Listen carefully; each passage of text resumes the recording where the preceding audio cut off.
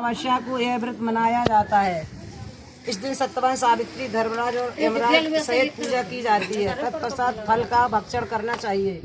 यह व्रत करने वाली स्त्रियों का स्वाग अचल होता है। सावित्री ने इसी व्रत के प्रभाव से अपने मृत पति सत्यवान को धर्मराज से भी जीत लिया था। स्वर या मिट्टी से सावित्री, सत्यवान तथा भैंसे पर सवार यमराज की प्रतिमा बनाकर धूप, चंदन, दीपक, फल, रोली, केसर से श्रद्धापूर्वक पूजन करना चाहिए तथा सावित्री सत्यवान की कथा सुननी चाहिए। कथा: भद्र देश के राजा अश्वपति के यहाँ पुत्री रूप में सर्व गुण संपन्न सावित्री का जन्म हुआ। राजकन्या ने ध्रुवसेन के पुत्र सत्यवान की कीर्ति सुनकर उन्हें पति देव रूप में वरण कर लिया। इधर यह बात जब ऋषि राज नारद को ज्ञात हुई तो वे अश्वपति से जाकर कहने लगे, आपकी कन्या ने वर खोजने में निस्संदेह भारी भूल की है।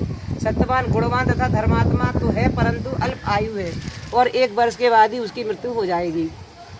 नारद जी की यह बात सुनते ही राजा अश्वपति का चेहरा विवर्ण हो गया। वृथा न होए देव ऋषि वाणी, ऐसा विचार करके उन्होंने अपनी पुत्री को समझाया कि ऐसे अल्प आयु व्यक्ति के साथ विवाह करना उचित नहीं है, इसलिए अन्य कोई वर चुन लो। इस पर सावित्री बोली, पिताजी, आर्य कन्याएं अपना पति एक बार ही वरण करती हैं। राजा एक बार आज्ञा देता है, पंडित एक बार ही प्रतिज्ञा करते हैं तथा कन्यादान भी एक बार ही किया जाता है।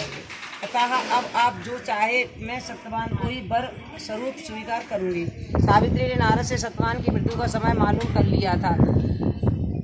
अंत उन दोनों का पारिवारिक संस्कार में बांधा गया। वह ससुराल पहुंचते भी सास ससुर की सेवा में रात दिन रहने लगी। समय बदला, ससुर का बल छीन होता देख शत्रुओं ने राज छीन लिया। नारद का वचन सावित्री को दिन प्रतिदिन अधीर करता रहता था।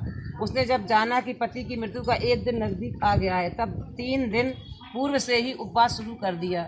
नारद द्वारा कथित निश्चित तिथि पर पितरों का पूजन किया। नित्य की भांति उस दिन भी सत्यवान अपने समय पर लकड़ी काटने के लिए जब चला तो सावित्री भी सास ससुर की आज्ञा अनुसार संग चलने को तैयार हो गई। वन में पहुंचकर सत्यवान लकड़ी काटने के लिए वृक्ष पर चढ़ गया। वृक्ष पर चढ़ते ही सत्यवान के सिर में असहनीय पीड़ा होने लगी। वह व्याकुल हो गया और वृक्ष के ऊपर से नीचे उतरकर आया। सावित्री अपना भविष्य जान गई तथा अपने जंघे पर सत्यवान को लिटा लिया। उसी समय दक्षिण दिशा से अत्यंत प्रभावशाली महिषारूढ़ यमराज को आते देखा। धर्मराज सत्यवान के जीप को जब लेकर चल दिए तो सावित्री भी उनके पीछे पीछे चल दी। यमराज ने उसे देवी विधान सुनाया, परंतु उसकी निष्ठा देखकर वर मांगने को कहा।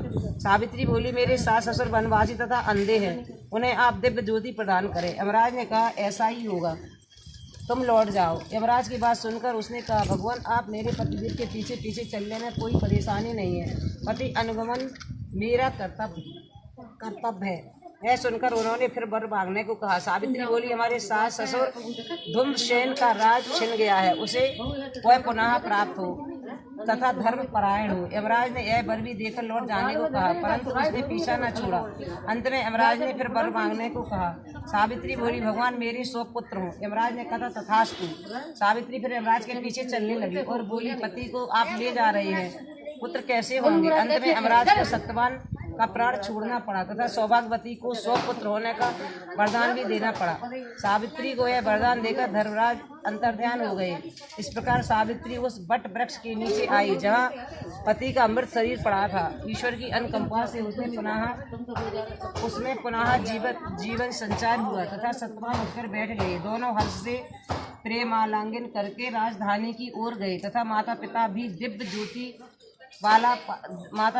भी दिव्य ज्योति वाला पाया। इस प्रकार सावित्री सत्यवान बहुत समय तक राज भोगते हुए अंत में स्वर्ग को प्राप्त हुए। यह व्रत सुहागन स्त्रियों को ही करना चाहिए। बोलो सत्यवान सावित्री की जय। जय हो अमावस्या महाराज।